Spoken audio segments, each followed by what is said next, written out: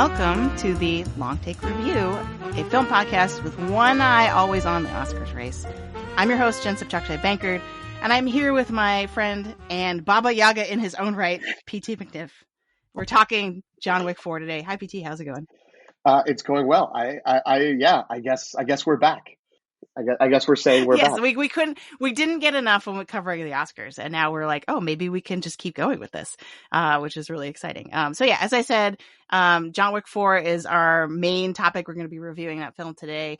It just opened in theaters this last weekend, when we both saw it. So I still want to kind of include those who haven't had a chance to see it because it's only been one weekend. So what we're going to do structure wise, if you're trying to plan out, oh, can I listen to this or not?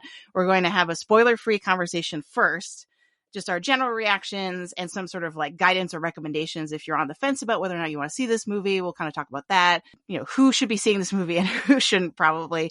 And then, once we want to switch to a spoiler discussion, we'll dig deeper into breaking down the plot and the themes.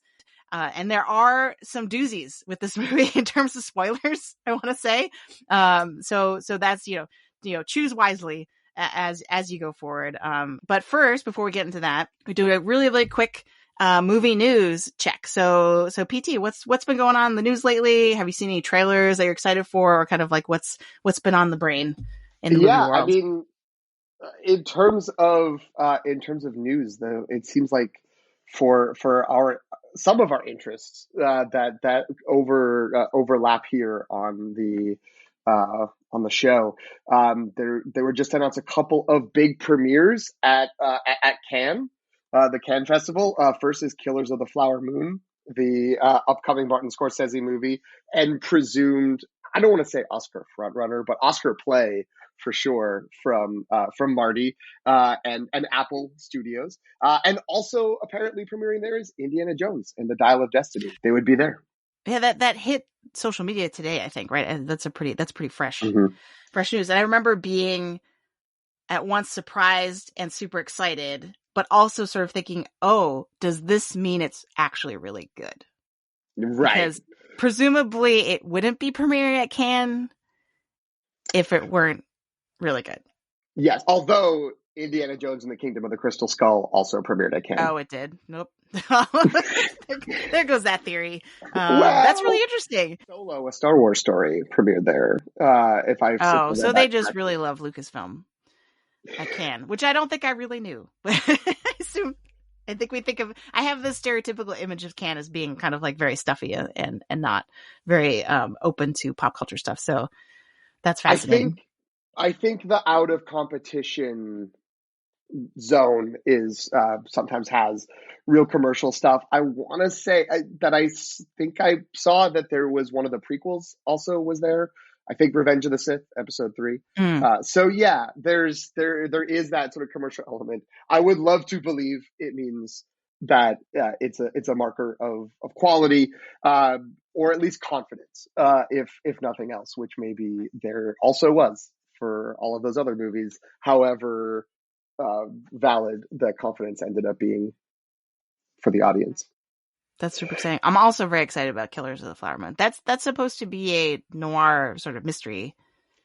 Yes, and right? The book it's based on is supposed to be incredible. I have not read it, but I mean, it's the two eras of Marty Scorsese together. It's DiCaprio and De Niro working together. Plus, Jesse Plemons is, I think, theoretically the lead character, and it looks like a whole big cast. And they've been working on. I feel like they filmed that movie before the pandemic, maybe, but they've been working on it and editing it for a long time.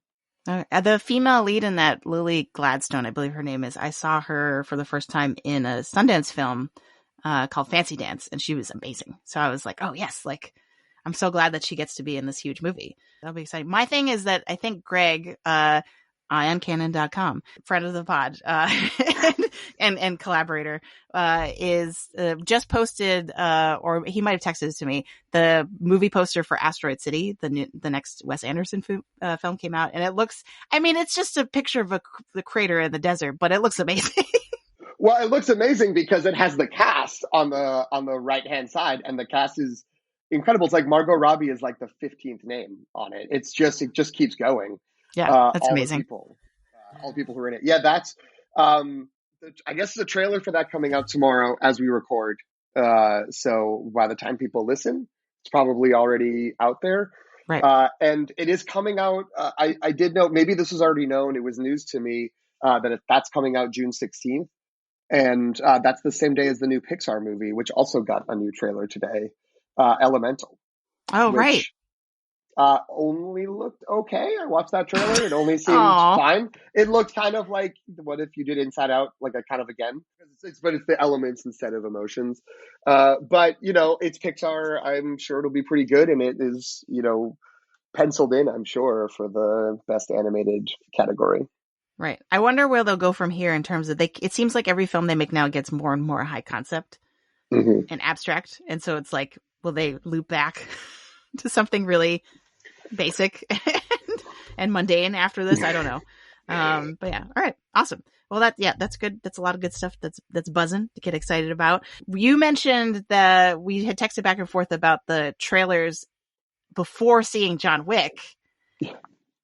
It was a weird collection, at least. To begin our or to transition into our discussion, maybe discussing our viewing experience. I saw it at the Alamo Drafthouse in downtown Los Angeles, which, for those listening who may not know, is a chain of theaters that is, they're I think they were, if not the first one of the first ones to sort of have a system of bringing you food and beverages and having you have a little table in a recliner. And they're very strict about, no talking, no texting. They'll come and like yell at you, and then they'll remove you if you are warned. After one warning, you get removed.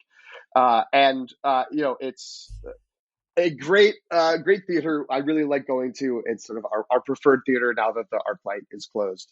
But it does sort of lead to a calmer environment, or like the audience is less like energized. So I don't know. I didn't have necessarily as many cheering and hooting and hollering outside of myself in the theater. But that also meant, they do their own kind of pre-roll that they make, and so we got there like 20 minutes early. They gave us like 5-minute summaries of each of the first 3 John Wick movies, interspersed with clips of Keanu Reeves from the CBC when he was growing up in Canada as like a teenager.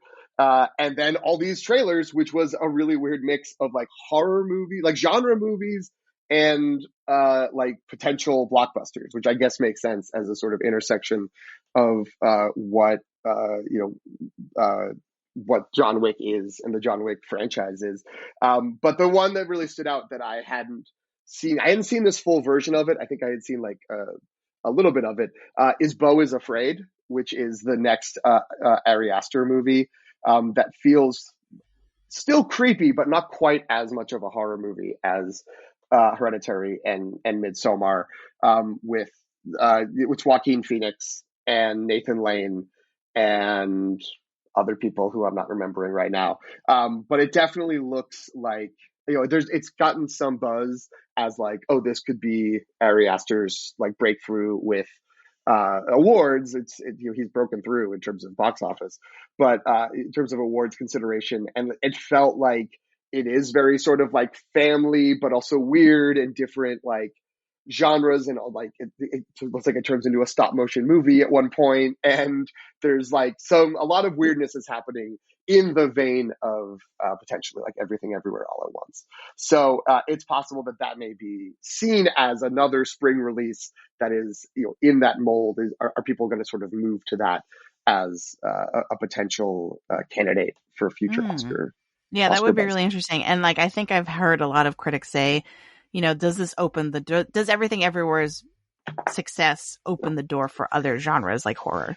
So that'd be really interesting to see. It sounds like I had different horror. Like I had a similarly weird assortment of trailers that confused me. Like, why are they showing me this trailer before this movie?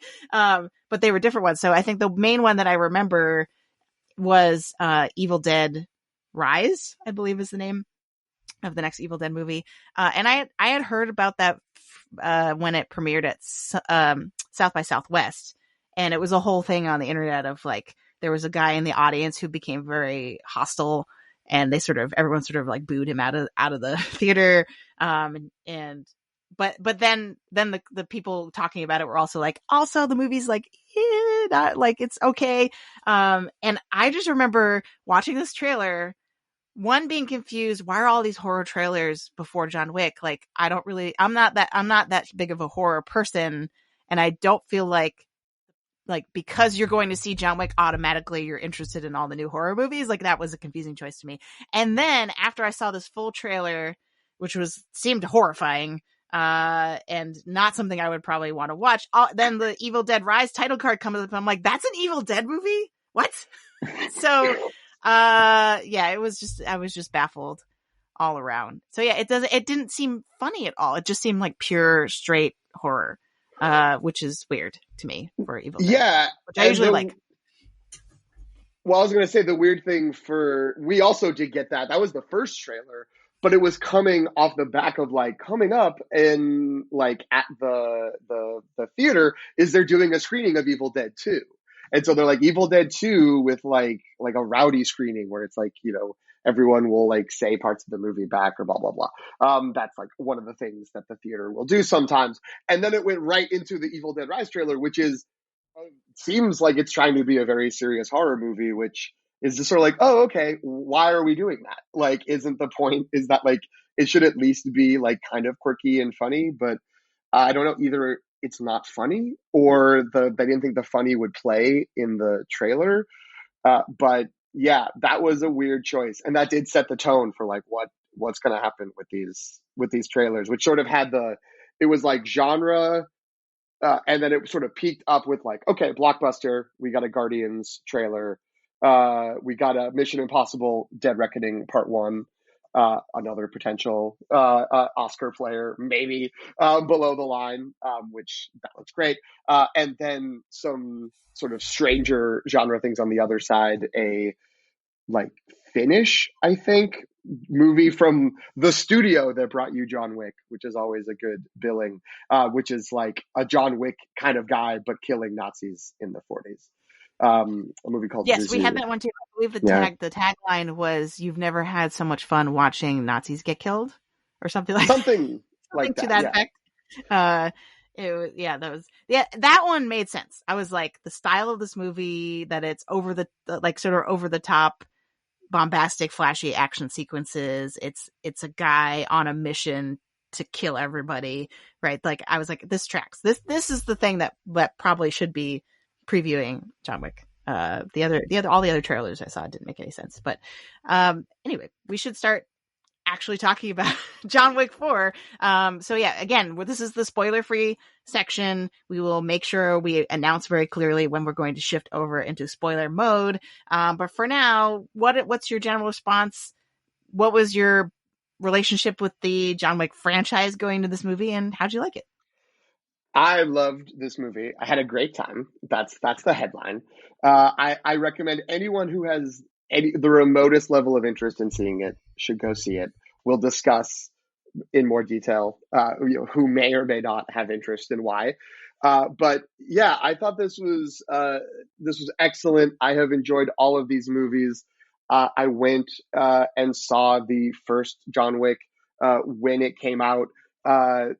I don't know if this is a worthwhile story, but I'll say it anyway. I made plans to meet people, but over on the West Side, completely screwed up how much traffic there would be. It was a rare rainy day, or it used to be rare, at least rainy day in LA.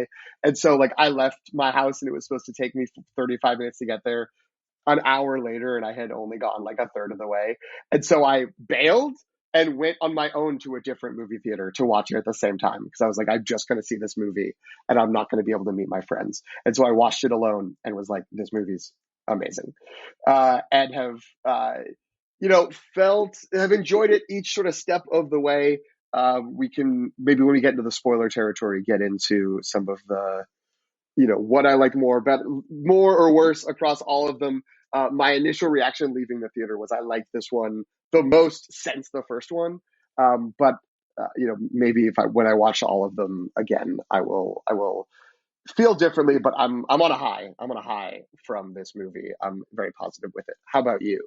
The same. I would say this movie definitely exceeded my expectations, and I was a fan of all the other ones as well. Though this was the first one that I saw in a theater. Mm, I sort of caught up with. I feel like when I saw the first John Wick movie was much after it came out, and so it was at home, and then I sort of caught up very quickly and saw the.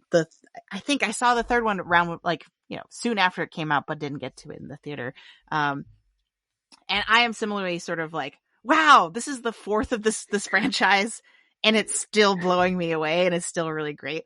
So that in of itself is impressive, and I've definitely heard that kind of echoed across other critics' assessment of this movie too, where like, yeah, if they're ranking them, usually they say this is my favorite one right after the first one. There are a couple outliers in that sense, but I feel like that's the consensus assessment of the movie. And so yeah, it's just like, and I, to go back to my theatrical experience of this film, I saw it in a theater, but it was like a fairly empty theater. It was a late Sunday night, and it's a relatively small theater in Orange County, and we made up for the lack of people with the amount of noise that we made during the movie. That I have one friend in particular who's sitting right behind me. Shout out to Ben Brode if you're listening to this. Go play Marvel Snap. He's one of the co-founders of Second Dinner, makes Marvel Snap. And he has just one of those booming voices that fills a room. And so he's behind me, and in certain scenes, which we can't talk about yet because it's not the spoiler section, he was just going, oh, or oh, like, and we were all doing it just to varying levels of volume. And so, even at first I was like, oh, like this would be so amazing in a packed theater kind of at the beginning, but then I feel like we quickly overcompensated for our lack of numbers.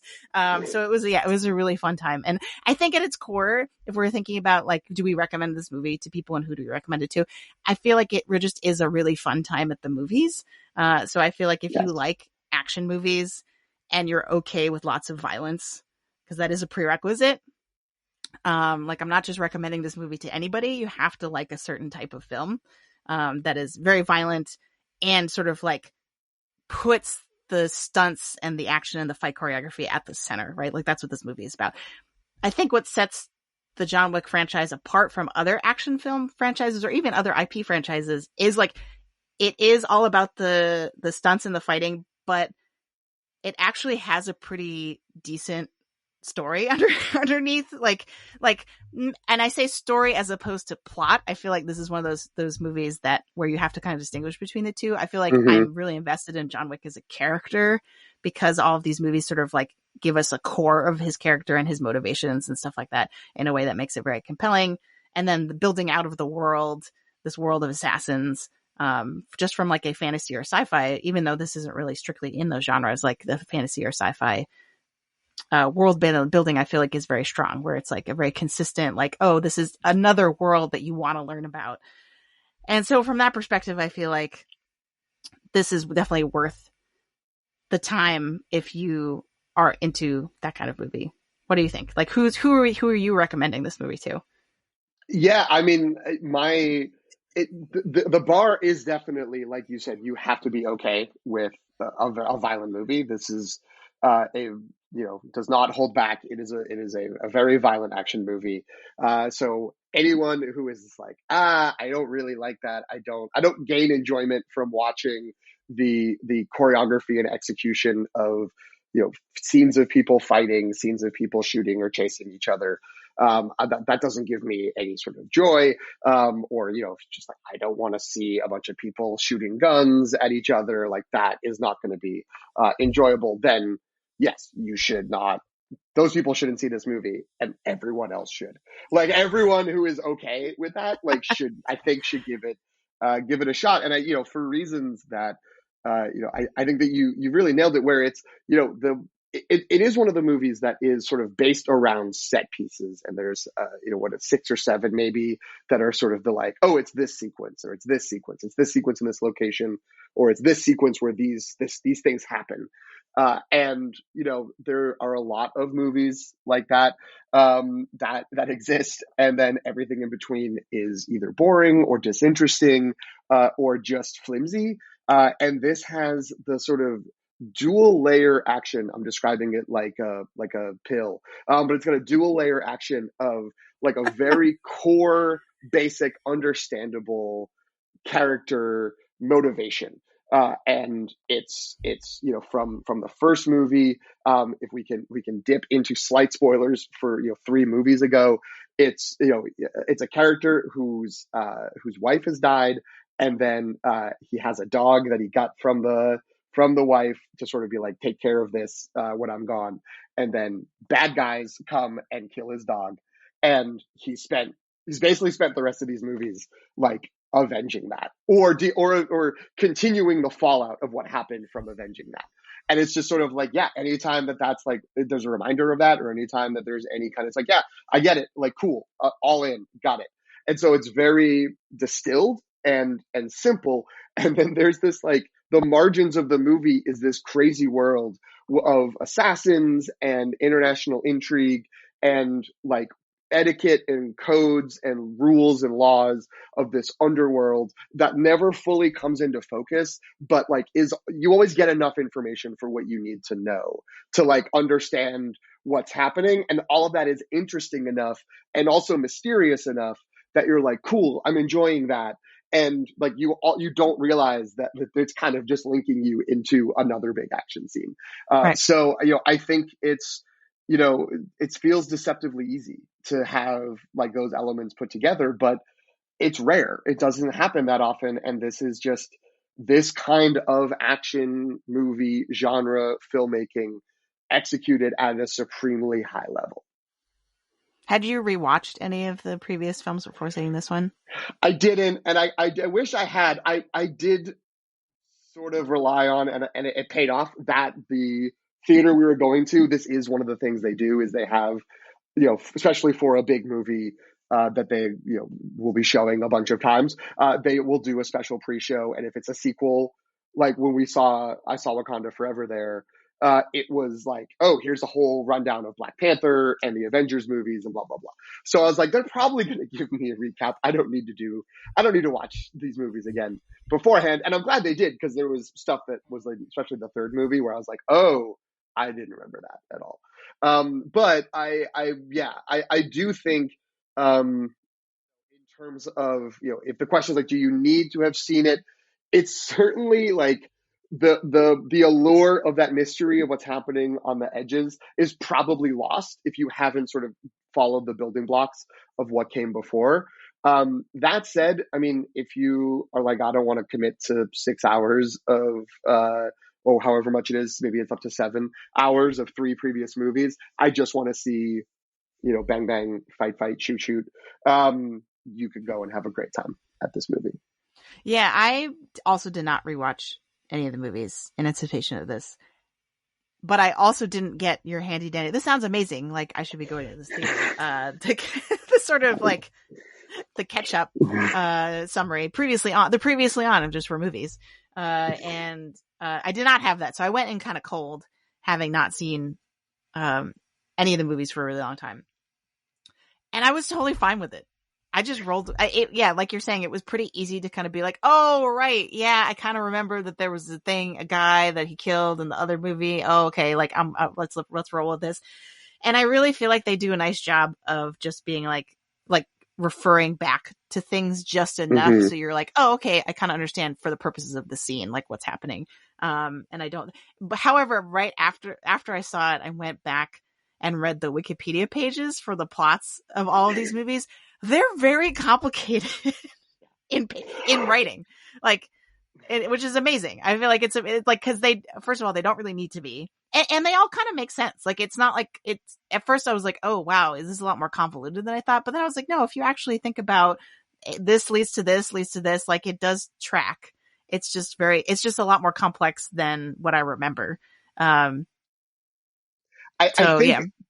I think the movies are so visual, like, and they tell their story well visually, that the attempts to write it out is probably like, yeah, it was funny. I was like, oh, I'm glad this was a movie and not a book, like a book that I had to read, because this seems like really overly complicated.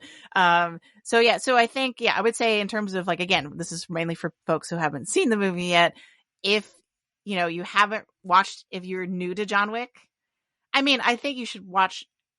I would say if you have time, watch the first one, because I think the first one, like you're saying, really does. Although you just explained it, so I don't know. Maybe you Yep. don't need to watch the Sorry, first one now. spoilers. That really does introduce the core of John Wick as a character, um, in a way that I feel like is very consistent across all four movies. And so that's enough to get you like, okay, I get what the deal with these movies is. Mm. But I would say if you don't have time even for that, and you have a bunch of friends who are going and you want to tag along, I think you'll be fine. I think and it's one of those things, if you want to opt in for really understanding the nuances of like the table and the underworld and the assassins and all, like you said, all the rules and the etiquette and like what's going on with that, I feel like there's a lot there to appreciate and enjoy. But if you just want to kind of be more passive about it and just be like, this looks amazing and it's so fun watching all of these fight scenes and kind of the creativity of the fight choreography, and the visuals, like this movie is absolutely beautiful. It's just like every shot I feel like is so well composed and dramatically composed and just like really artistically nice. That I was just like, this looks why, to the point where I walked out of the theater and I said, other action movies have no excuse now. Like, what are other action movies doing that they don't look like this? So my viewing like habits or patterns include like when my girlfriend will go to sleep at night like humans do, and then I will be awake a little while longer. I will usually like throw a movie on, especially if I have to do like work or I'm doing something on the computer, and it's like a movie that I'm going to pay like 60% attention to.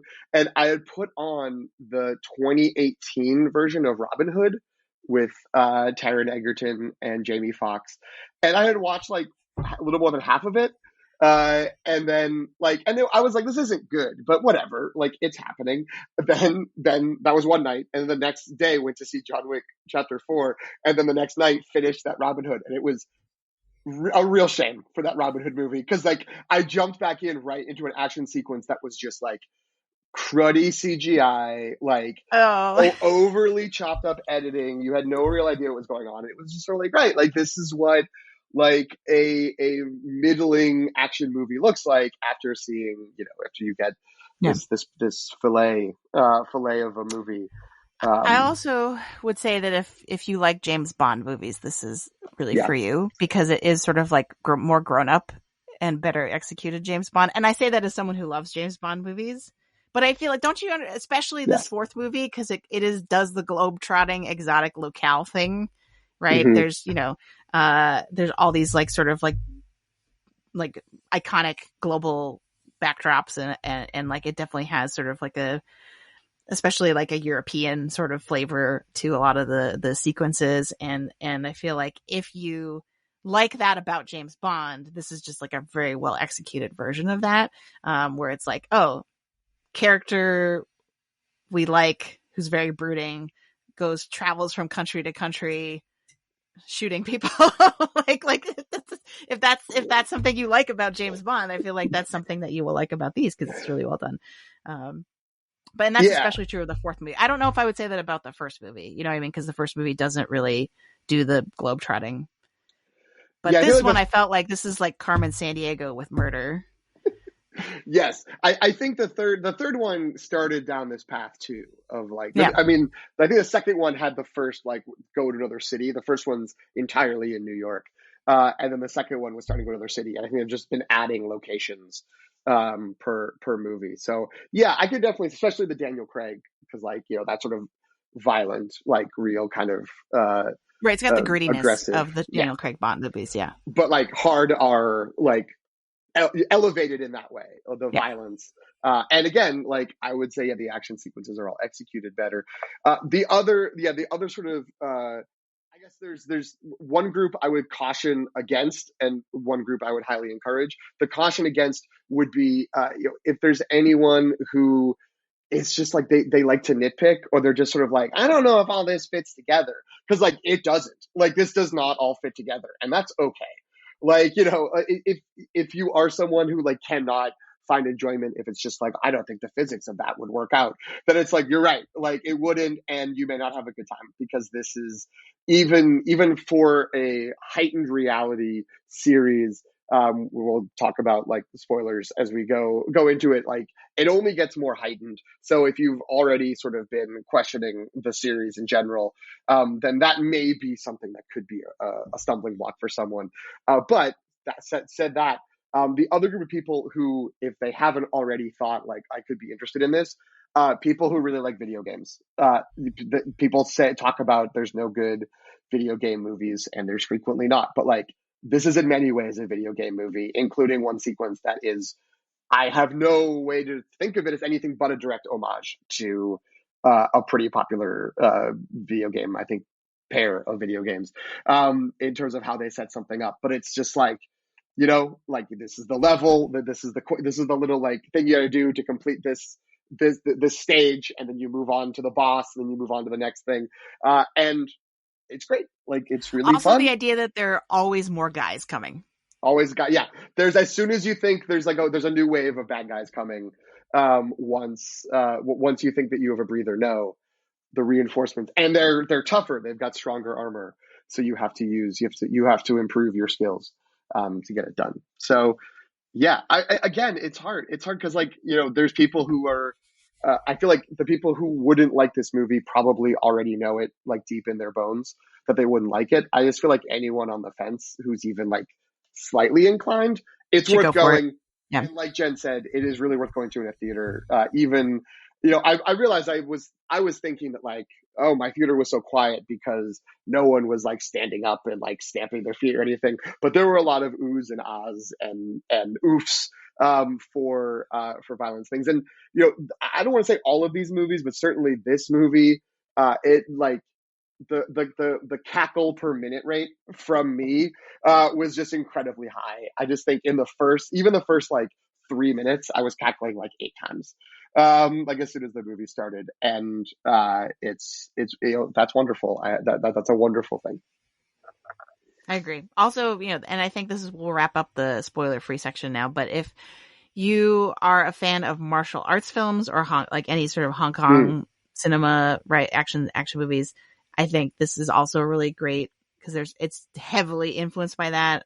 This movie in particular also has heavy influence from samurai films, I think, and also Westerns. Like, there's kind of like a couple of scenes I can think of that kind of seem to be drawing from sort of a Clint Eastwood sort of style Western movie. Mm-hmm. So, in that sense, I think that's definitely, if you're like, wait, what's the deal with John Wick? Is it shooty? And it's like, it is very shooty, but there's also a lot of great martial arts in it. And Donnie Yen is in it, which I can't believe we've made it this far. We're half hour into this pod and we haven't mentioned Donnie Yen's name. This is shameful, cause he's incredible. So if you're a Star Wars fan and you liked him in Rogue One, I definitely think you should need to, we don't want to spoil why, but like we can in about a minute. But, right. I think you definitely would want to check him out just for that reason. And he honestly like is going toe to toe with Keanu Reeves in terms of star power in this movie. It's amazing. He was probably my favorite secondary character. Could even argue he's a second lead. Like, he's that prominent in the movie that he could be the second lead. And then, I have to admit, I don't know all the actors' names, but I do know that there are multiple other actors or characters who are played by actors who are prominent in sort of direct to video, or I guess now it would be direct to streaming because it's not 1992, direct to streaming martial arts movies, and have a real sort of base of experience and also a fan base, and it's just they show up and you are like, this is great that this person's here, and they do what they do, which is pull off amazing stunts and these incredible action sequences. So it's really good. It's a really good movie. All right, I think we've hyped it up enough. So if you haven't seen John Wick, here's your exit. Exit stage left. Please go watch this movie. Go see it with some friends. Have a great Friday night at the movies, and come back and dig into the spoilers. And I want to start with like the biggest spoiler, So really, it's like I'm gonna count down from 3, and if you haven't turned us off, I'm really sorry. So You were 3, 2, 1. Okay, John Wick dies at the end of this movie? Question mark. does he? But by all What are accounts, your thoughts on this? So yeah, it's like let me walk us through the final sequence in the film, right? So he has gone through the duel with Donnie Yen's character Kane. They've tricked Bill Skarsgård's wonderfully delicious villain, and it's like really satisfying when they get one up on him. And well, then it's like the surprise. Oh no, John Wick has actually been shot. He tells Ian McShane's character Winston, can you take me home? And then he sits down on the steps and keels over. Cut to his headstone, right? mm-hmm. So like that, that's definitely designed to make us think that he has died. The language of cinema tells us that he died. And also, I will just add, when he sits down on the steps, he has like flashbacks to his wife. Yep. And it had already been before the deliciously long action sequences leading up to this fight. That there was a discussion with Lawrence Fishburne. I feel bad that I don't know the names. Bowery King and Winston and John Wick are talking about like headstones, and John Wick is like, make sure mine says beloved husband. And then when he lies down on the steps, the thing is, it's John Wick. He's taken like 1,000 bullets during the course of this movie, so you're like, yeah, whatever. Of course, he got shot 3 times and fallen from like 12 buildings. Right. Right. As mentioned, like the physics and the realism is not fully on point. But it's like, yeah, he lies down and then it cuts to his headstone. It's like, oh no, they're clearly setting this up, that he's dead. But I just don't buy it. I don't buy it on 2 levels. There's the sort of real world level of, he's not dead. He will return in 2024 in The Ballerina, a spin-off movie of John Wick that's set before John Wick Chapter 4, which will include a character from John Wick Chapter 3, Parabellum, the Ballerina, who used to be played by somebody who I don't know and is now going to be played by Ana de Armas. And Keanu and Ian McShane and Lance Reddick, R.I.P., filmed his scenes already. That movie, I guess, is done. Wow. So John Wick will be back. He'll be back in theaters, but it's sort of like, it could be like Black Widow. It could predate the on-screen death. But I was 100% convinced, this is just, he wins the duel. When he wins the duel, he's absolved of all the responsibilities of the things he has done that have betrayed the head table, the leaders of the underground world, which if you're listening to this and haven't watched these movies, sounds like nonsense. And it is in many ways, but it's delicious nonsense. So he's done that. So he's like, you're free. And he's basically like, all the things that he's done, again, since he went out to seek revenge from the first movie, has finished and is closed off. And so it makes total sense if he's just like, I just want to go and live a life and, go do whatever, that he would, he would be buried. He would, the name would be buried. Now the fact that like, Lawrence Fishburne's character, the Bowery King, has his dog, his new dog that he got at the end of John Wick. That's the big sticking point for my theory that he's still alive, is like, but John Wick would get his dog back. Like, he wouldn't go into, a fake his death, and then go into hiding without bringing his dog with him. So, so I believe that if they so when they're in the cemetery, the dog's with King. Yes. Okay. I didn't remember that. I believe. Well, now I'm just talking from memory, so maybe I'm wrong. But that was my memory. No, you're probably right. It's once you're saying it makes sense. Yeah, I think. Well, okay. So you mentioned that his work is done in terms of his vengeance, but it's kind of not, because didn't he sort of promise that he was going to kill everybody on the high table? He did, but I think that he did that because they were coming after him. And so the way, like, my memory, which again is heavily skewed by what the Alamo Drafthouse chose to show me before the movie, was, the first movie is pretty self-contained, and it's the guy, There's the Theon Greyjoy kills his dog, and so he goes to kill him, and then has to end up killing his dad because his dad's like a Russian mafia guy. And that's that. Then the second movie is someone comes in and is like, I know that you said you were retired, but I'm calling in a chip or a coin. And he was like, I don't want to do that. And then he pushed back on it, and the guy basically made him go and do it. And then towards the end of that movie, Keanu kills that guy at the hotel, which you're not allowed to do. No business on hotel property. He breaks the rules. They mentioned that like 1,000 times in this movie. Can't break the rules. Broke the rules. You gotta follow the rules. That's if nothing else, that's the takeaway.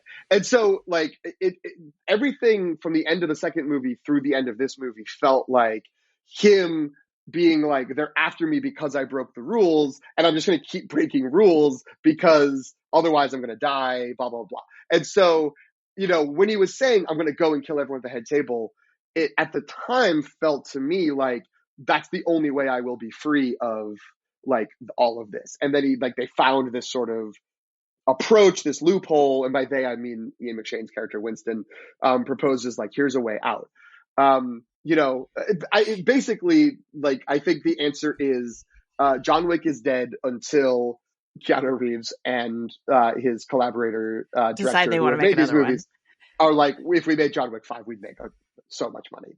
Yeah, that's sort of where I'm at. To me, this is a very clever way to end this film because it, from a meta perspective, leaves it like it.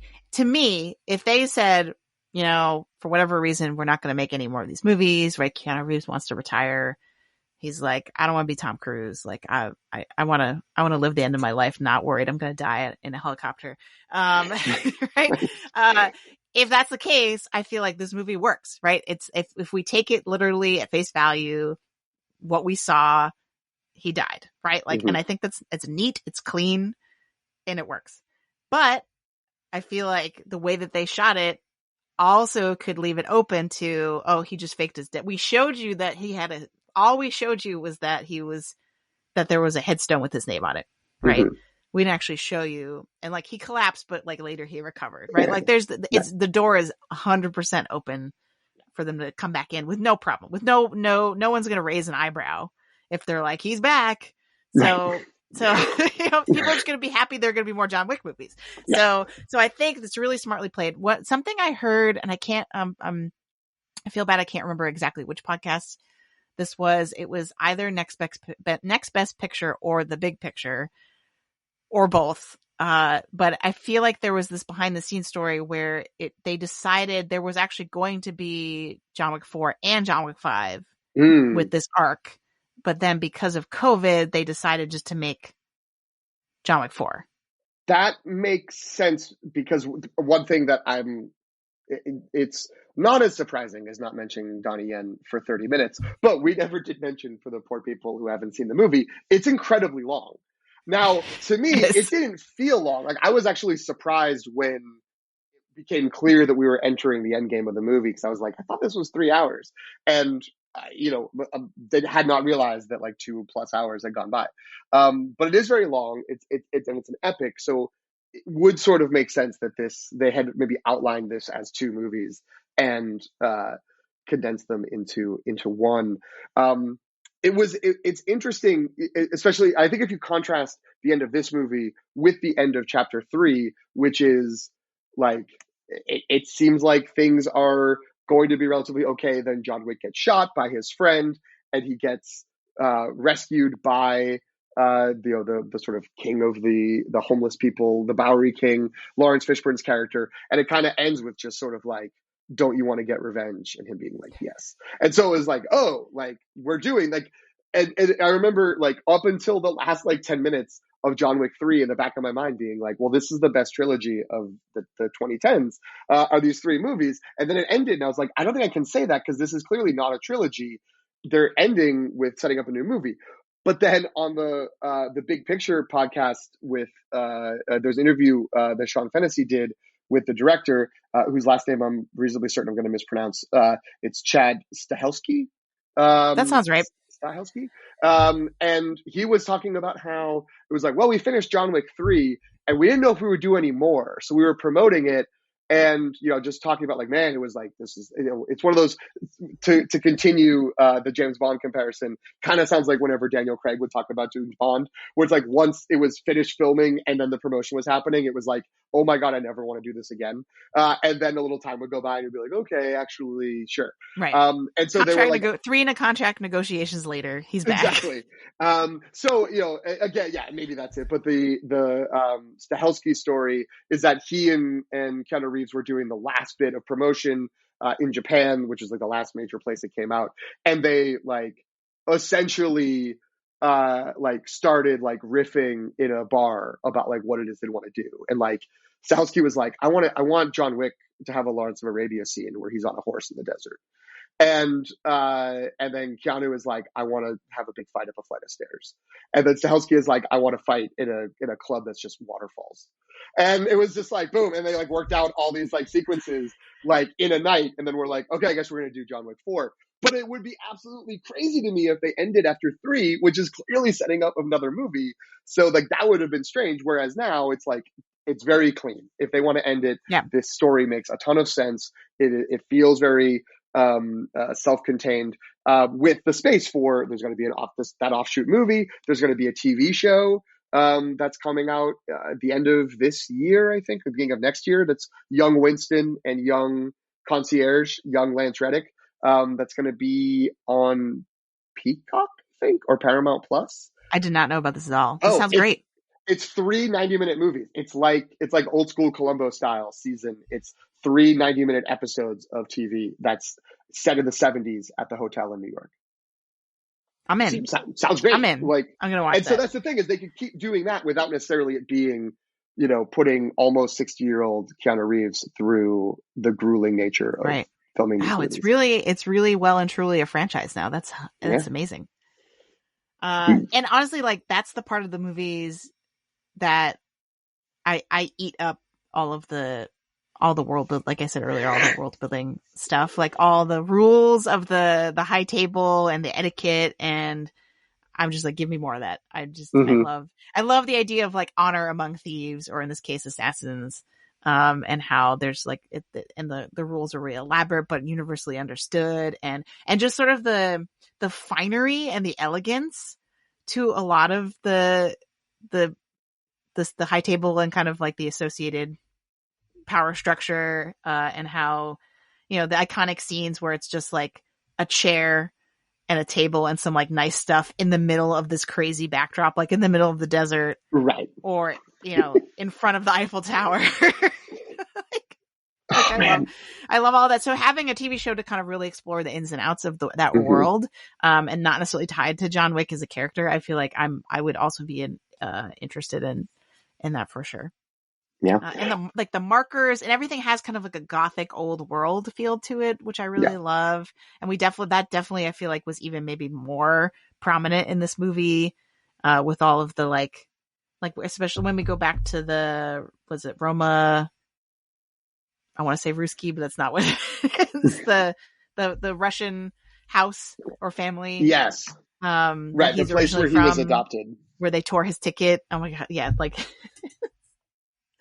and they sell it so well where they were like, we tore your ticket like that. Just that in of itself, if you just said to that someone on the street, that would sound ridiculous. But for some reason, the actress who plays Tonks, who I don't remember what her real name is, which is terrible. Right. She's like, I will mend your ticket. Right. Like, and you're just like, yes. Mend the ticket. We got to mend it. Yeah. Yeah. Natalia Tenner. Oh yeah, there we go. Only because at first I was like, is this? I'm like, is that Mila Jovovich? And I'm like, no. I get those two actresses confused all the time. Yeah. All right. So the other big death in this movie is Lance Reddick's character, whose name actually escapes me right now. I know he's the concierge, and he has like a French name. I'll look it up while you're talking. I'm picturing Charon, but I don't remember how they pronounce it. You nailed it. I think it's like Sharon. Sharon, okay. Because I was like, it's not Sharon. But then in my head, that's how I want to pronounce it. Yeah, his and for those of you who don't know, though, I feel like it was all over the news, so it would be hard not to know that Lance Reddick very recently in real life passed away, and it was very, very sad. And I was a huge fan of his. Obviously, he's iconic from The Wire. I mean, he's in so many things. I really loved him on Fringe. That's like one of my like cult classic like favorites from when I was younger, and he's amazing in that show. And so I was sort of bracing myself of like, oh, like how is that going to feel knowing that he just died? And watching this film, and then his character dies. Like How did that immediately. hit? How did that hit? How did that? Yeah, really fast. How did that hit for you? I mean, it hurt. I will say it was very sad. I also love Lance Reddick and the work he did. He's one of those, like, there's so many people in The Wire, but he's such a cornerstone in, like, he in his own sort of foundational way. Like, he's not very showy.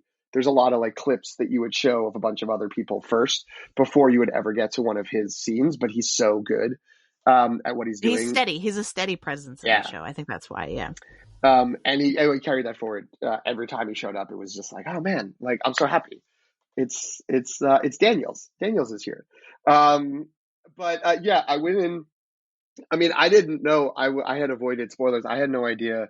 I was kind of like, I'm assuming they're going to set up more John Wicks. So I was kind of bummed about the idea of getting the end of this movie and it being like, and we can't wait for our next adventure with all of our friends. Right. With, like, him not being able to be there.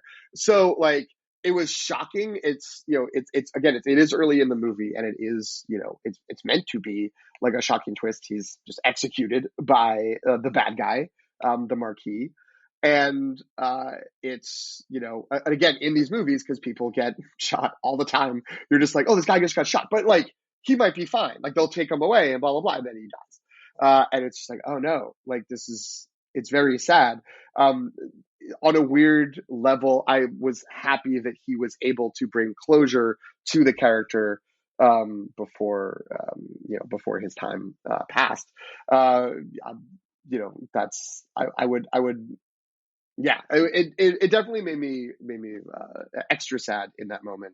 And then later in the movie, whenever he's brought up and is discussed, it's, it does make it extra poignant. Right. And I that's actually what you said is exactly what I was going to say, that it was, obviously sad watching it because you're reminded that he's actually dead in real life. But I was like, oh, this is nice. This is not unresolved. And then they have to deal with him not being around to film the next one if there's another one, like I from a meta perspective, I thought it was nice. But yeah, certain lines I feel like, because Winston at one point says like he was a good man or something like that, and like those sorts of things hit extra hard, I feel like, because the backstory of the actor and what happened to him. But at the same time, because they film, there's also like a weird dramatic irony for us as viewers, right? Because it's like the actors filming these scenes clearly didn't know he was going to die, and so like there's a weird, like they're pretending he died, but he actually died, and that's weird for us because we know that, but they don't. So yeah, it was definitely. But I thought, I think it was the best possible outcome for a situation like that, as opposed to like so many other actors who die partway through production of a franchise, and then it's like, oh, what do we do? Like Carrie Fisher's like the big one that I think of in terms of like, so many choices had to be made that wouldn't have been made otherwise because she had passed away. And like, how do you be respectful and how do you do? So I'm glad they don't have to deal with all that now. Yeah. The moment when he is shot reminded me of the moment when in The Last Jedi, when Leia / Carrie Fisher is sucked out into space. And it's just like, oh, this is going to happen.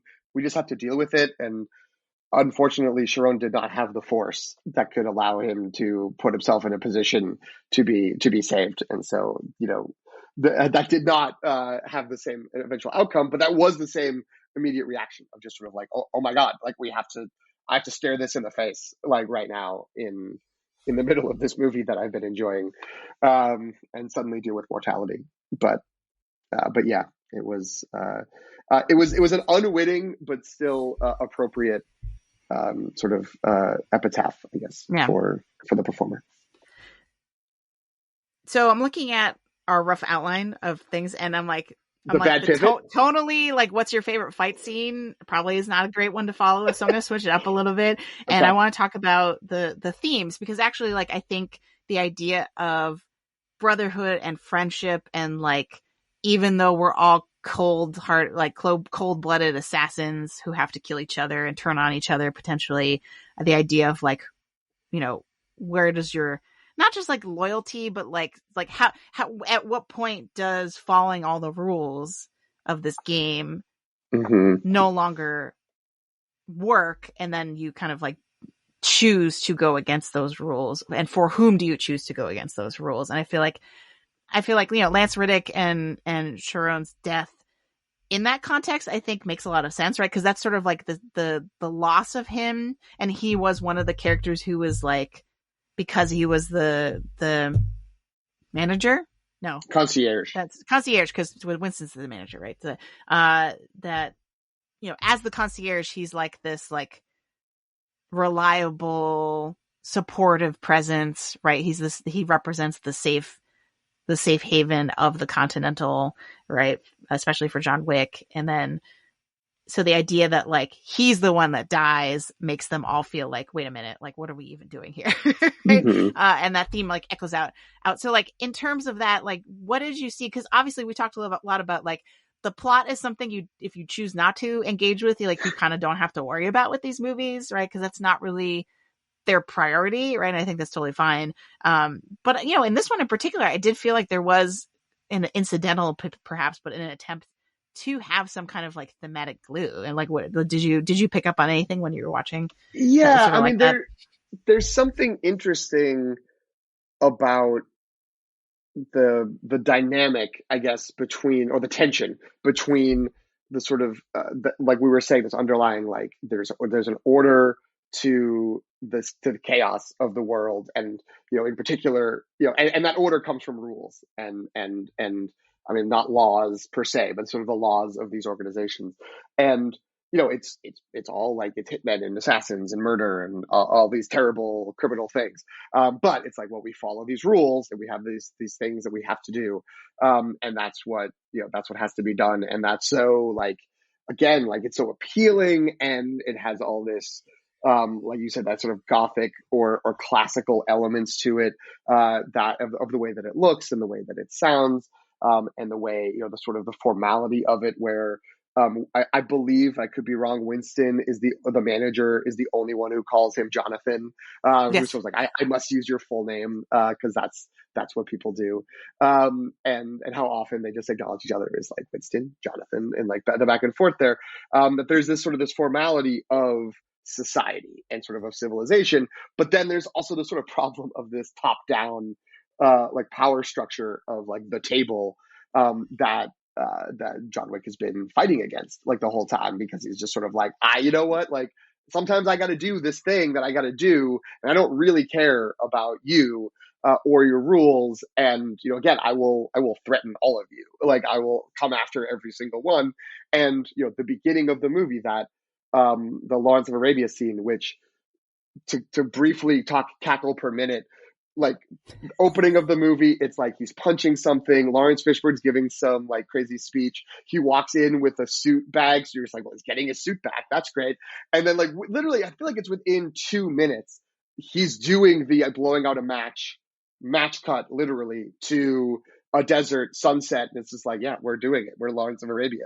Let's go. But the guy he kills there is the sort of like, I think technically was like, I mean, the boss of the high table. Like he was a person that John Wick, or not him, I guess it was someone else, a different actor, but it was like the elder who's out in the desert, that John Wick went to go see, and he cut his finger off, as a sacrifice to get whatever it is he needed to get at that point. And so but then he goes this time and kills him. And so it is like, I'm going after everyone who will potentially go after me. And so it's the tension of all these rules that we really like, but then the person that we're really rooting for is kind of like, screw the rules, like, or like the rules aren't going to matter.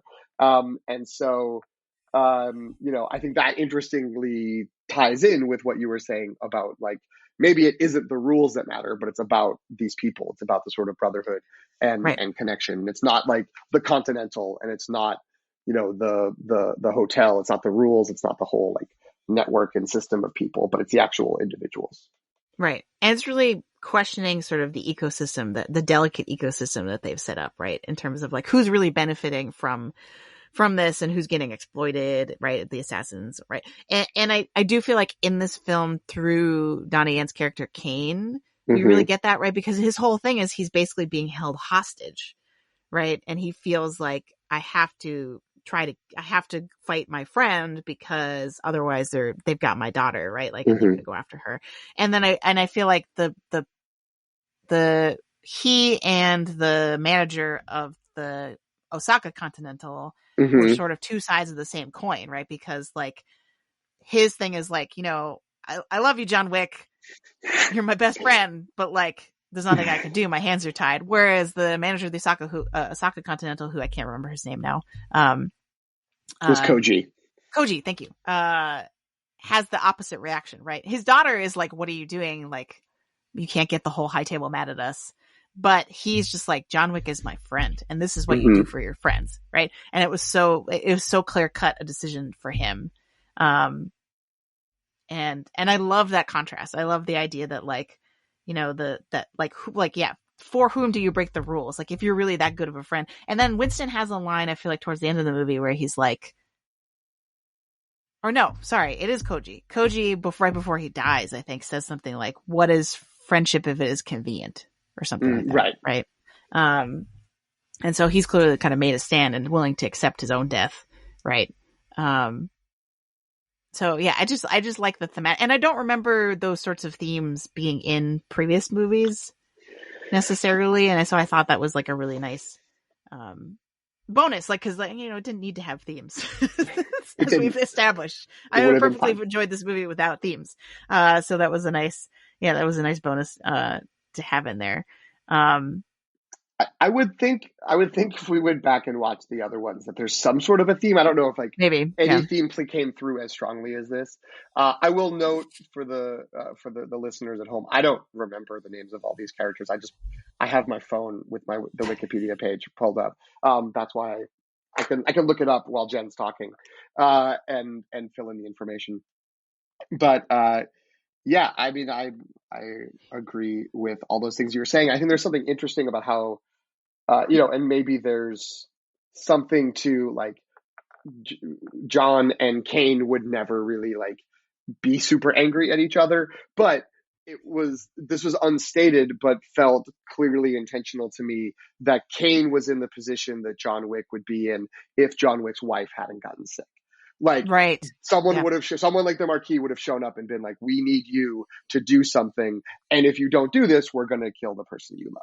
Yeah. And you know, for Kane, it's his daughter. For John Wick, it would have been, you know, his wife. But the thing is that like, because of the events of the first movie, no one is left, in John Wick's, immediate life. So that's why he's off being a loose cannon. But that I think that there is a connection there. It's like they're friends and they're antagonists and they are always sort of rivals and fighting each other.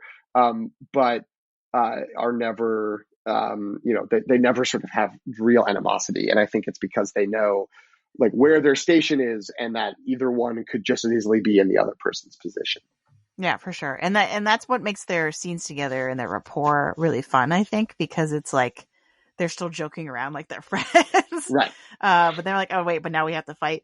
And so, yeah, I think, and yeah, they get it. They get where each other's coming from, and they don't begrudge each other at all. This is just how it goes, and sort of like business as usual kind of. But then, you know, what's really great to me about the ending is that even though that's been clearly established as their relationship, right, they still manage to find a way to work together to kind of outsmart the system.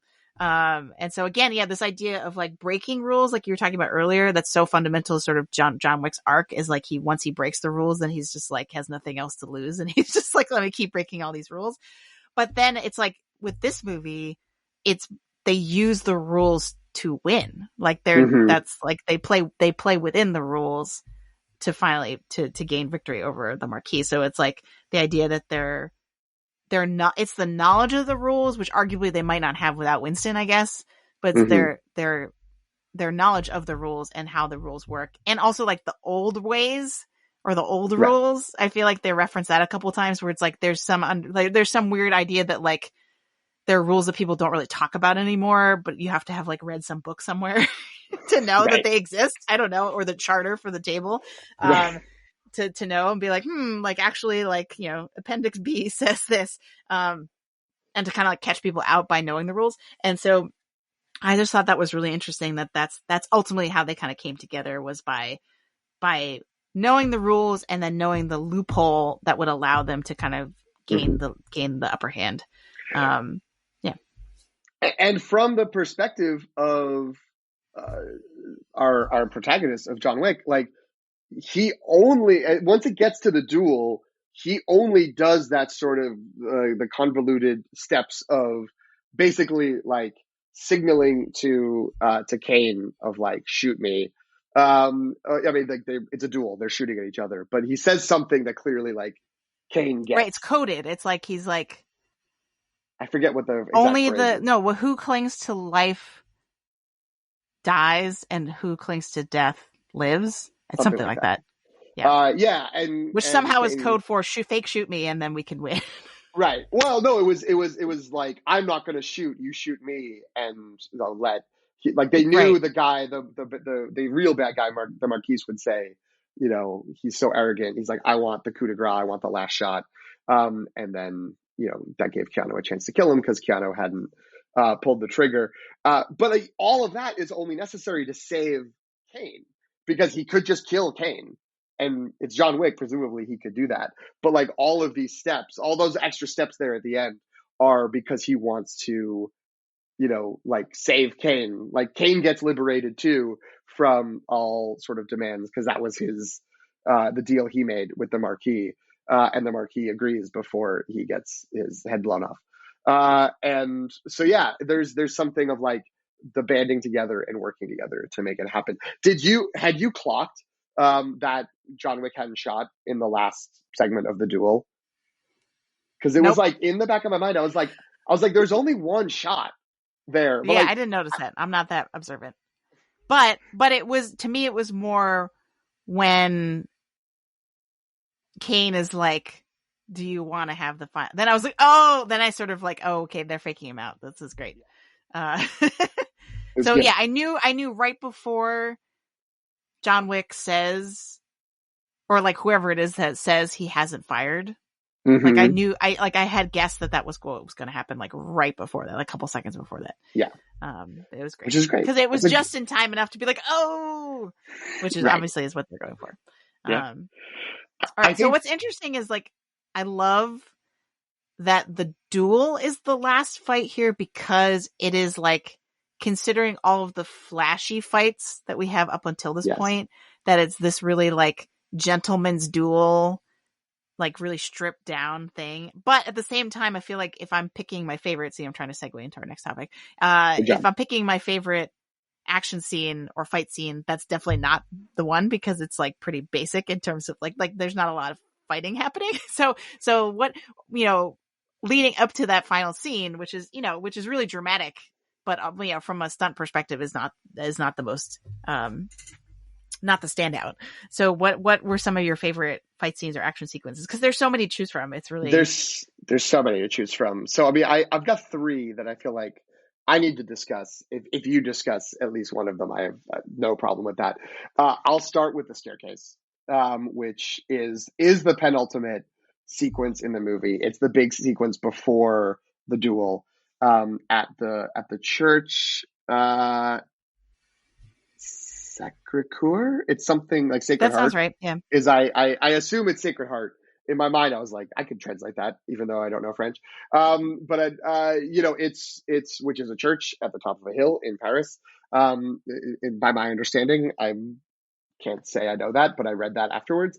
And so at one point, like the second later part of the movie, for those listening who haven't seen it, is basically they set the terms for this duel, and it's if John Wick wins, he's exonerated of everything, and if he doesn't, he dies.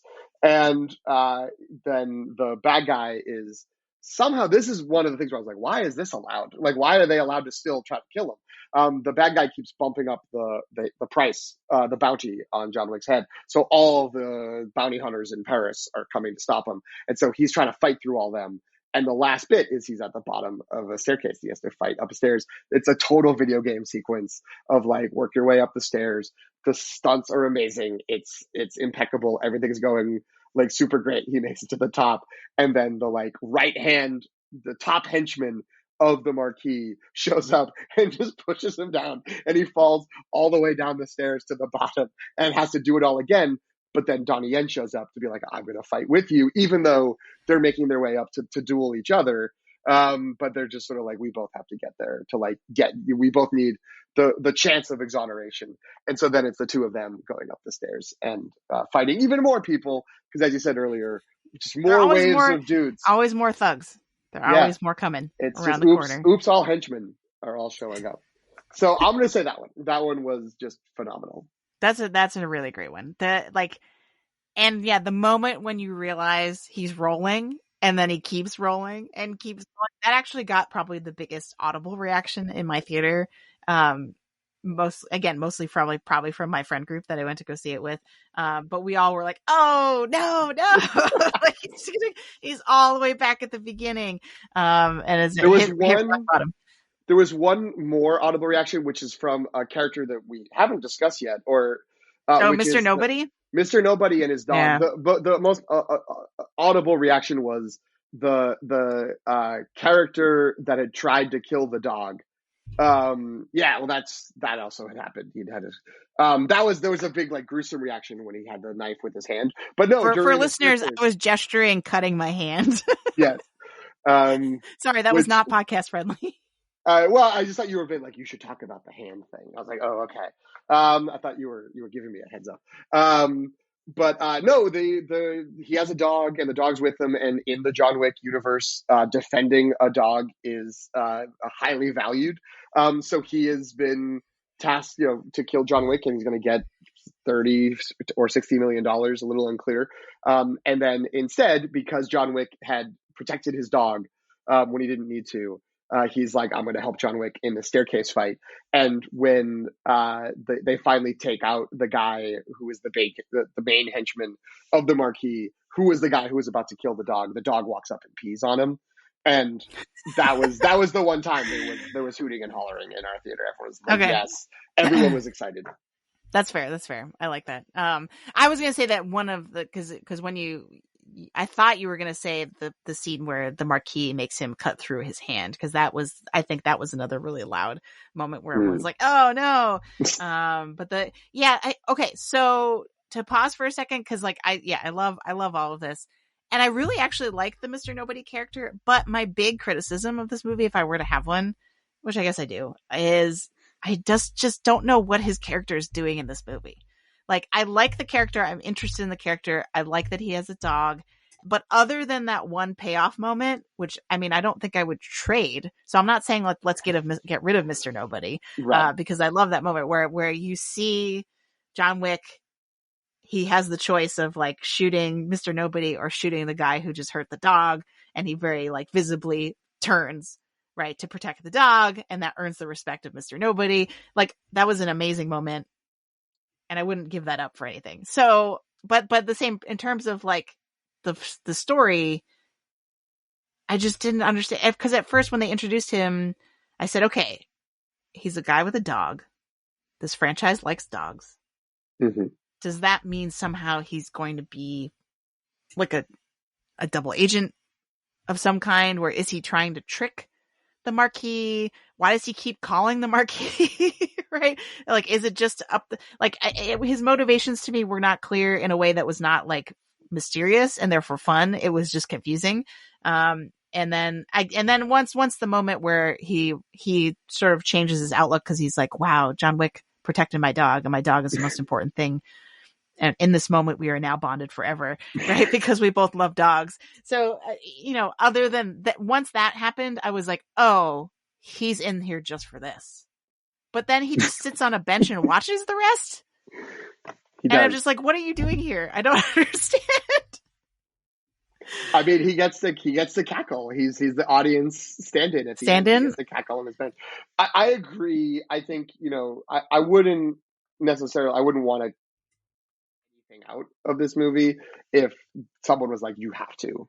If John Wick was like, I have 30 guns and they're all on you, I would be like, okay, I guess like maybe we don't need him. But even though I did sort of leave being like, I kind of want like this guy's movie. Like, what's this guy's spin-off story? More than some of the other characters. But I think that you're right. There's something to his, his face turn, I guess, to sort of be like, okay, I'll side with John. That sort of speaks to that brotherly, like let's value the people that we deal with instead of the rules. And for him, it's not even the rules; it's just the money. But yeah, it did feel a little bit like there might be more of a payoff for him of like, but I don't know what that could be without like suddenly like a 5-minute monologue explaining like backstory of just sort of like, you don't remember John Wick, like when I was 5 years old, blah blah blah. It's like, oh, like which I guess I was expecting, but I don't know if we needed. But yeah, it felt like for the amount of times he was around and sort of the amount of like sort of the amount we were watching from his perspective, it did feel like it was going to be more than just, oh, he learned to not just value money, and that again, you should protect dogs and not hurt dogs because it's bad to hurt dogs in these movies. It goes I poorly mean, and in you. real life, to be clear. And in real life, that's true. Yeah, you may not face such immediate consequences as the people in the John Wick movies do, but it's coming for you. Karma will come for you. I'd say, to go back to the original question of favorite fight scene, I'm torn. I think my overall, in terms of as a sequence, I would pick the Osaka Continental. Like if I'm thinking about the totality of it, because there was so much good stuff in there. Like I really loved the Koji's daughter, who again, I don't have the Wikipedia page open, so I don't remember her name. So maybe you can help me out. But I loved her reveal, which I kind of knew was coming, but still enjoyed her reveal as like also being a really competent fighter, right? And joining the fray. Love that. I think Amanda Dobbins also mentioned this, on The Big Picture, but the scene where she's stabbing into the guy as a way to climb up, I also was like, this is amazing. Like, who thought of this? I love just as a visual. This is incredible. But then also the scene where I think it's Koji and Kane facing off in the garden. This is a gorgeous shot where the two, with the glow of the lanterns, and the two of them are facing each other. And like, it actually reminded me a lot of in The Mandalorian, where Ahsoka fights, the whatever. Morgan Elspeth? Sure. Okay. Yeah. But then I realized, I'm thinking that because that's also influenced by samurai movies. So like, I'm just like, I've got the wrong reference, but that's what it reminded me of. So yeah, there was so much cool stuff. And then, and so yeah, overall as a stretch of the film, I would think that probably was my favorite. But in terms of a single element in a fight, I gotta give a shout out to the dragon's breath bullets.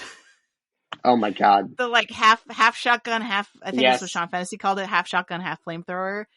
And like, I knew from when they show the guys like loading up, and there's just a close up on the box that says dragon's breath. I was like, yes, let's do it. Like, it's coming.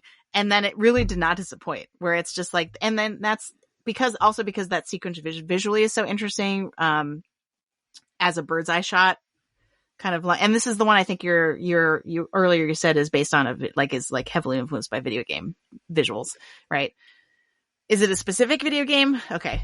To me, it felt like Hotline Miami, which is like a video game that feels very similar to John Wick, of just like, I honestly don't remember what the plot is, but it's like a very kind of like Miami Vice 80s, but like it only came out in the last like decade or so, but it is like a 16-bit style like graphics, and it's a top-down style, and it's just, you're constantly shooting, or like even like you think of like Smash Brothers from not the like Nintendo fighting game, but I think it was called Smash Brothers, But it was a game where it was like top down, and there's just like you're basically always shooting, and you're using one controller to move around and another one to sort of turn your weapon, and again swarms and swarms of enemies. And yeah, it was amazing because that's probably the like virtuoso shot of the movie is like Keanu Reeves coming up a flight of stairs, the camera's sort of moving with him, and then just keeps rising as he enters the room and is shooting people,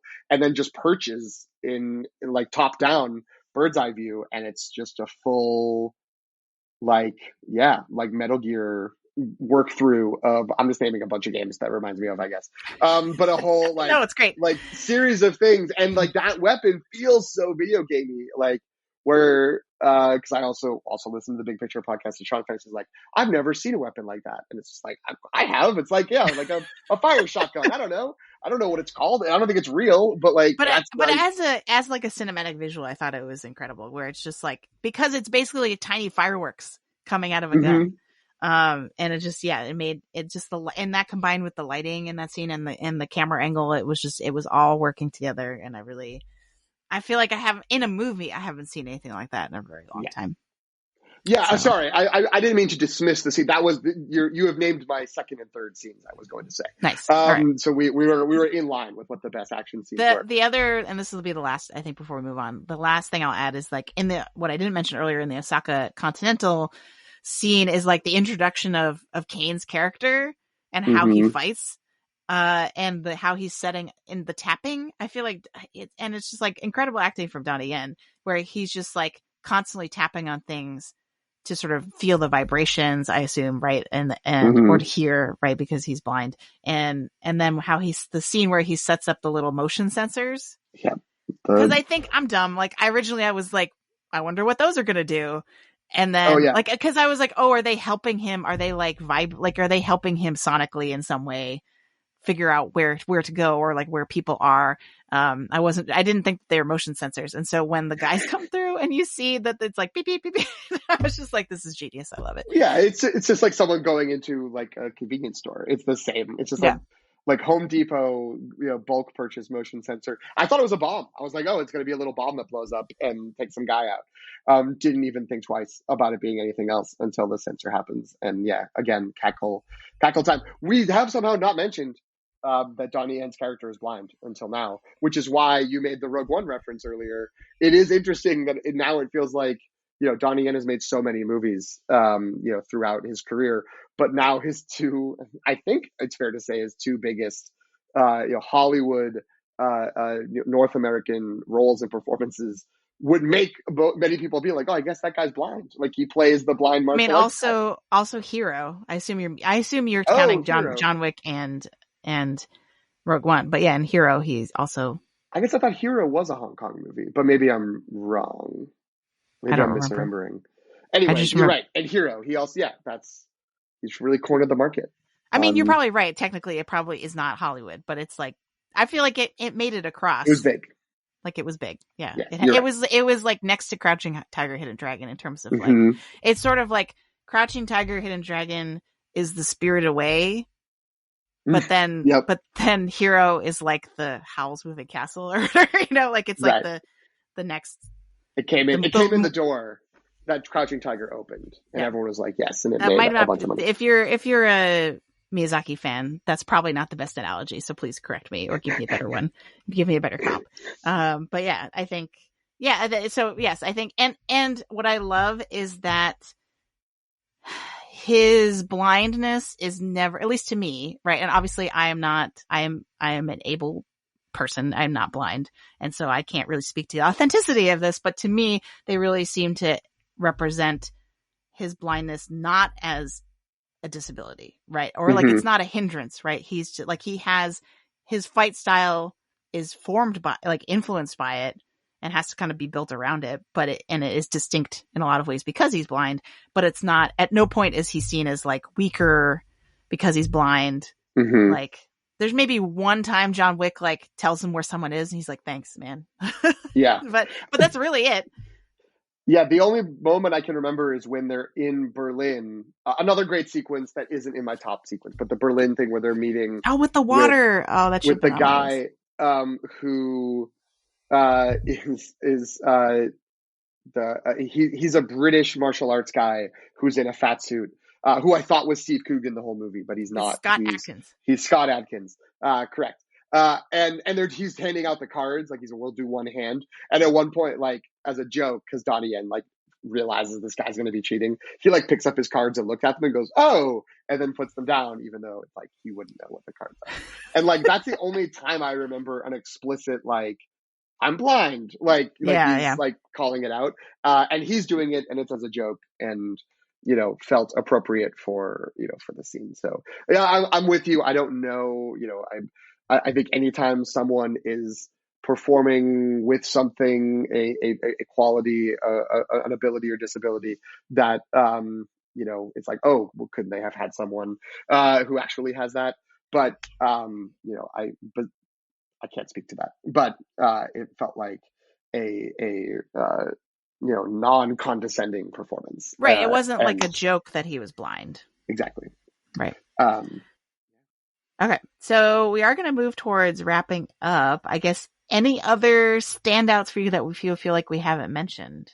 The one thing, performances or sequences or anything about the film. Well, the one thing I'll say, which I was going to label it a performance, but it really is the sequence of it. It's the radio DJ who shows up in Paris when there's the what seems to be the administrative offices of the like assassin network, which we have seen in earlier movies. It's all these tattooed women who, but are in like a 50s style, like they have switchboards and like old typewriters, and they've and like when they have any computer screens, they're like very 80s monochrome, and they send out like, here's the new bounty for someone, and then they make phone calls about it, and apparently it is in the bottom of the Eiffel Tower, we learn in this movie, and also has a radio station. The radio station is WUXIA, which is incredible, as the name of the station, and is like. Do you want to explain for those who don't know?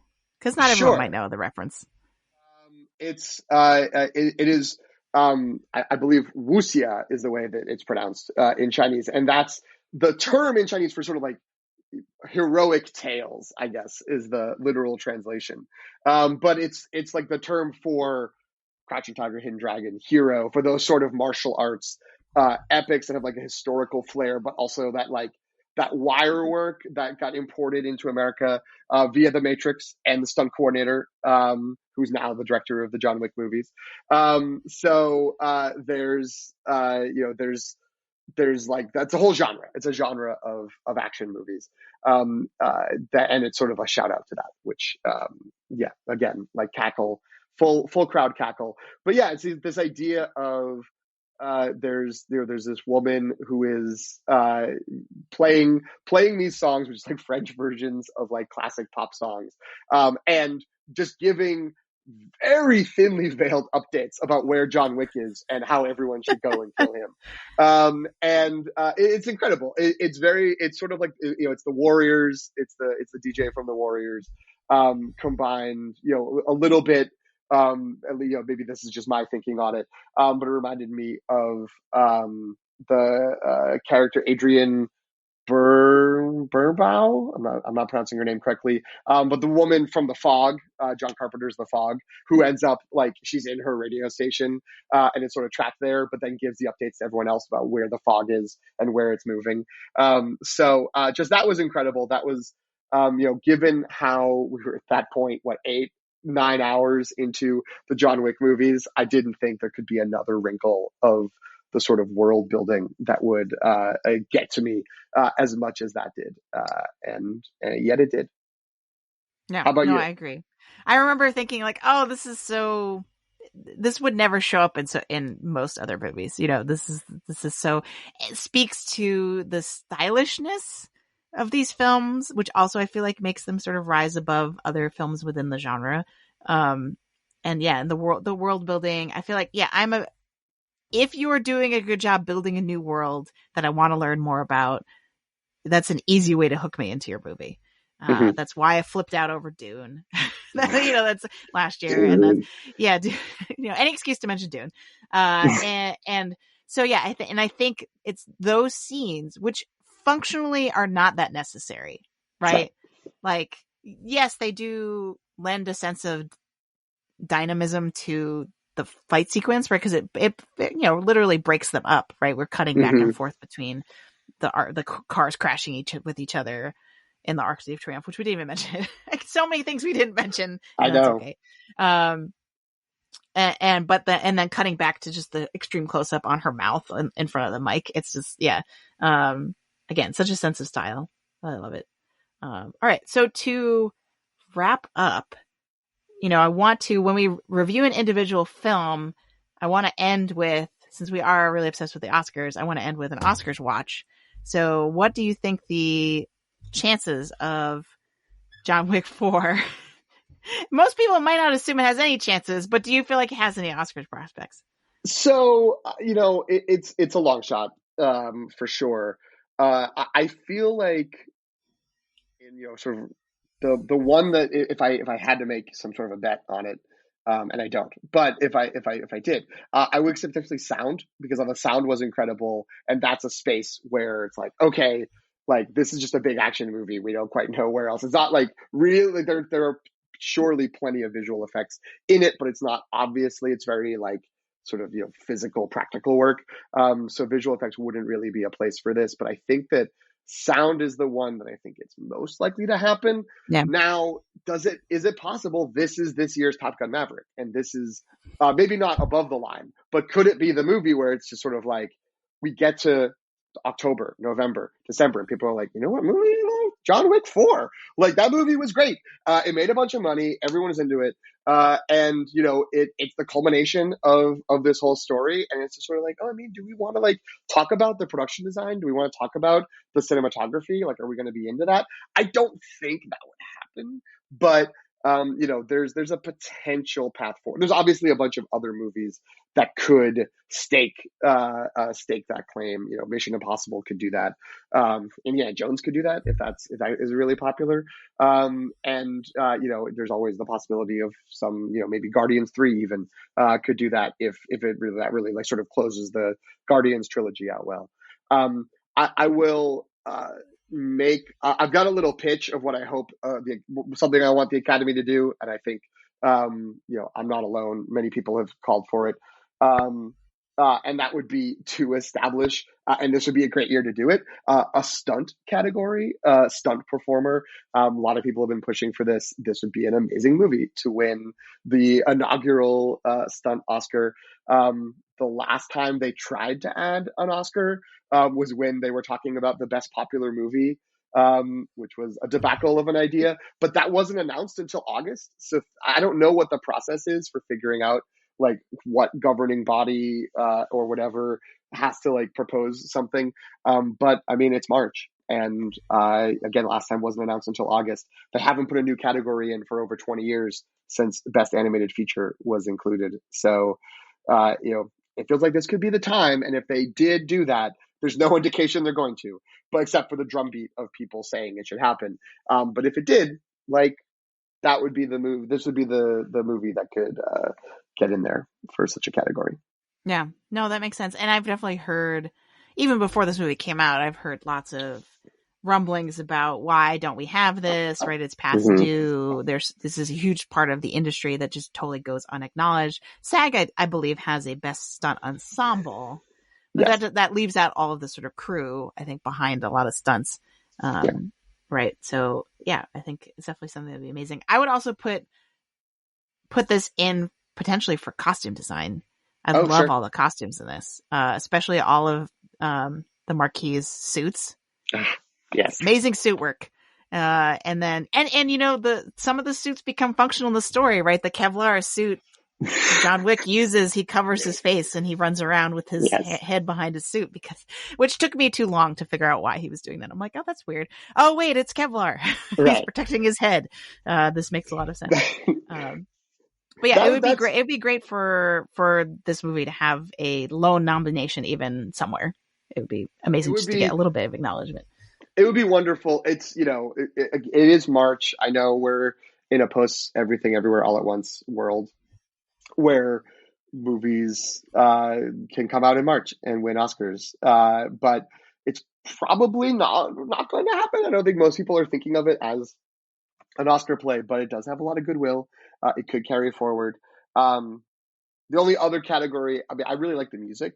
I thought the score was really good, and it like shifted genres based on the kind of action from the the sort of the very heavily electronic in the dance club in Berlin to the sort of Western Morricone style in at the duel at the end.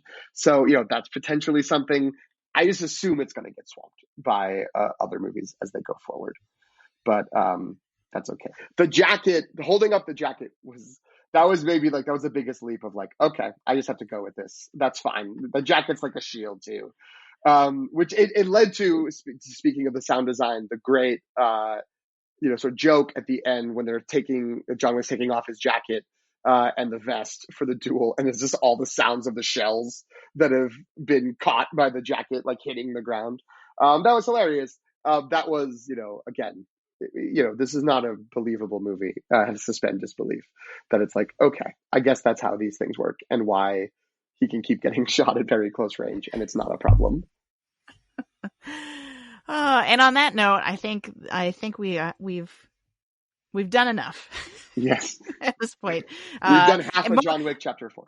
Right. We've mostly done this movie is awesome. Go see it. So, if you have people in your life who you think are sleeping on this movie and they've seen it, I think, although maybe they don't need it because it's also, I was going to say the Top Gun Maverick comp is very apt because this movie is killing it at the box office right now. Mm-hmm. It's just doing super well. It's the #1 movie in the world, right? And like it's just opening weekend, so it could even just like who knows where it's going to go from here. So I think that's a good one to at least a good sleeper to keep an eye out on. All right, so thank you so much, PT, for breaking down this amazing action movie and allowing me to relive what was so fun about it when I saw it in the theater the other day. So where can people find you on the internet?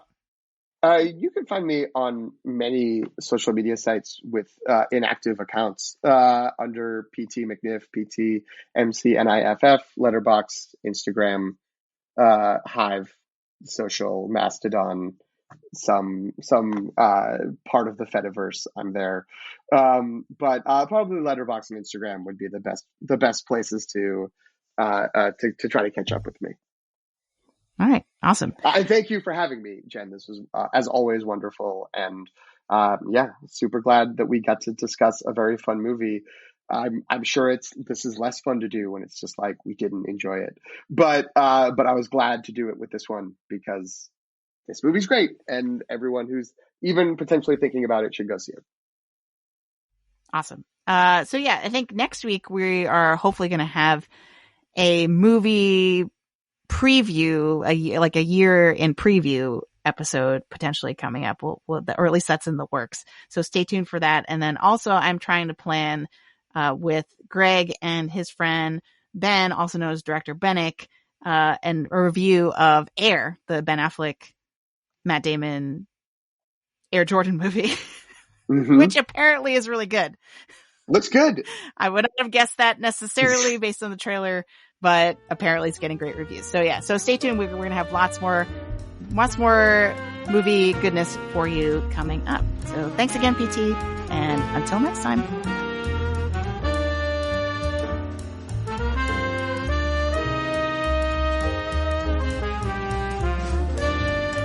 Thank you for listening. You can follow The Long Take on Substack at thelongtake.substack.com. Subscribe for free to receive reviews of films with Oscar buzz, as well as new films and series from pop franchises like Star Wars and Marvel.